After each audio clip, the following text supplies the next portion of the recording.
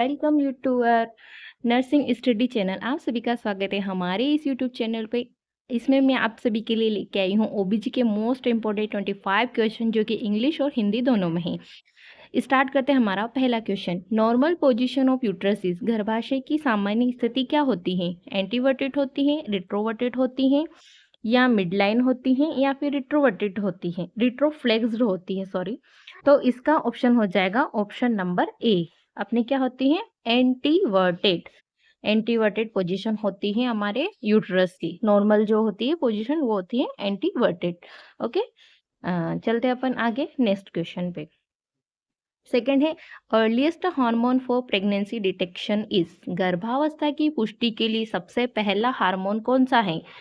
तो इसमें ऑप्शन हो जाएगा प्रोजेस्टेरोन, एस्ट्रोजन, एचसीजी या एलएच। तो इसका राइट आंसर है एचसीजी।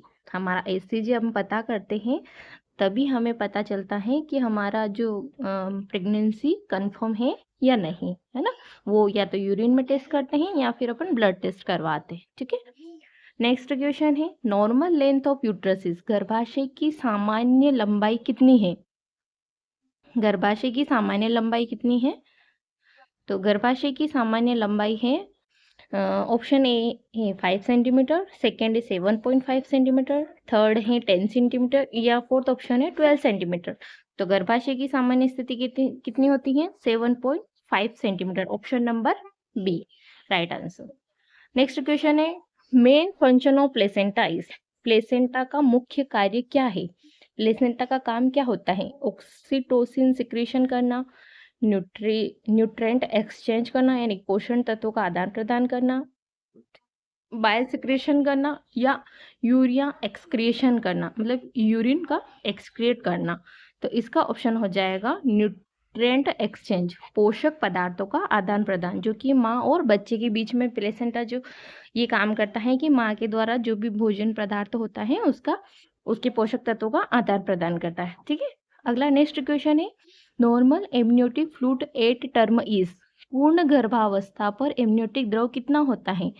200 ml होता है, 500 ml होता है, या 1000 ml होता है, या 2000 ml होता है। तो इसका ऑप्शन नंबर सी 1000 ml। कितना होता है?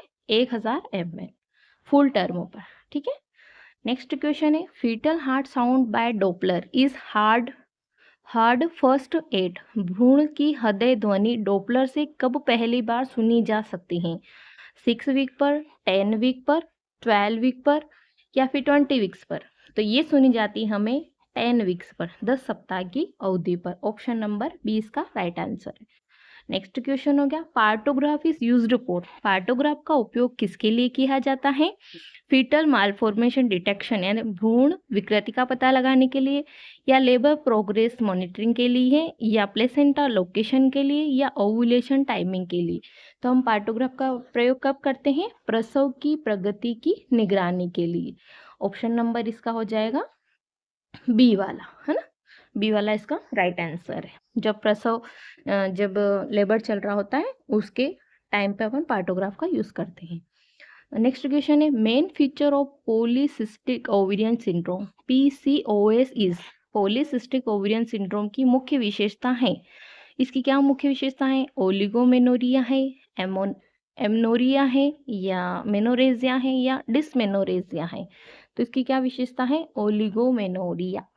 पीसीओएस की क्या है? Oligomenorrhoea. Option number A is right answer.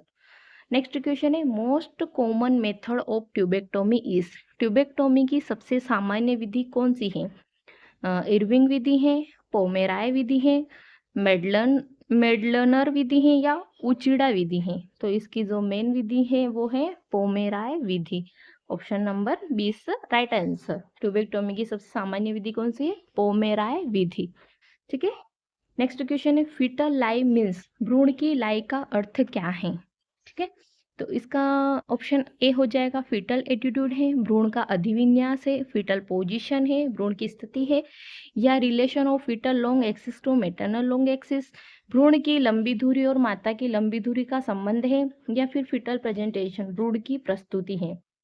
तो इसका मेन आंसर हो जाएगा ऑप्शन नंबर सी।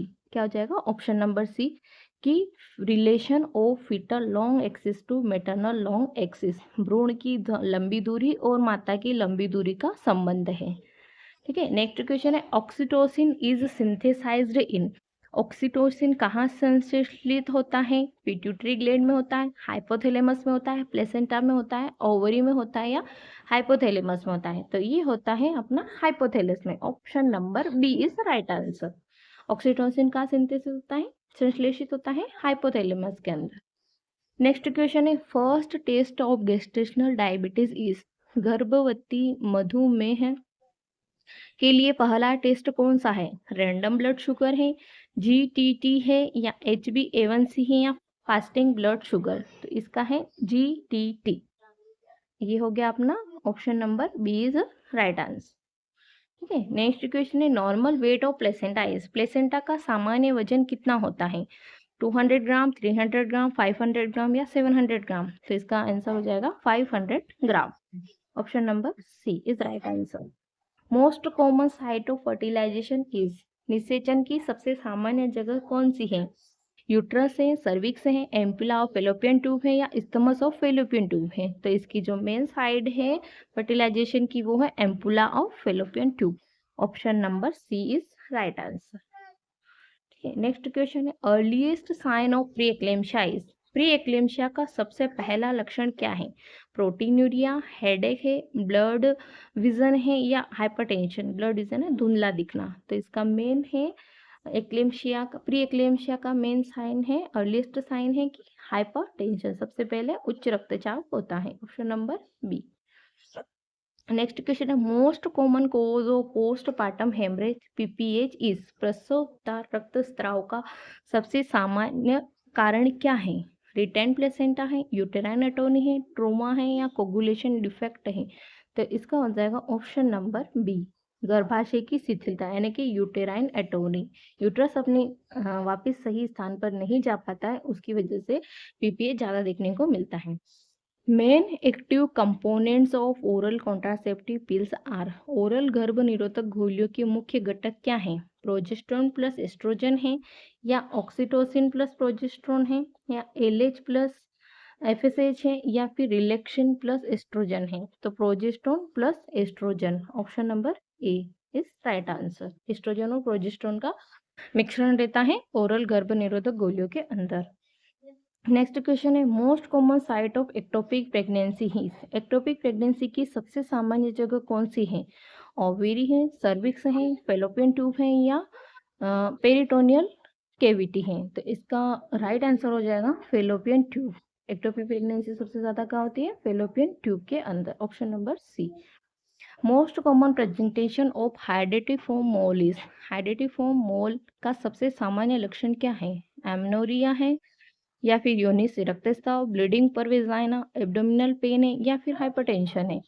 तो हाइड्रोटिफॉर्म मोल का है ऑप्शन नंबर बी, ब्लीडिंग पर वेजाइना, योनि से रक्तस्राव। हाइड्रोटिफॉर्म मोल के टाइम पे हमें ब्लीडिंग दिखती है वेजाइना के थ्रू।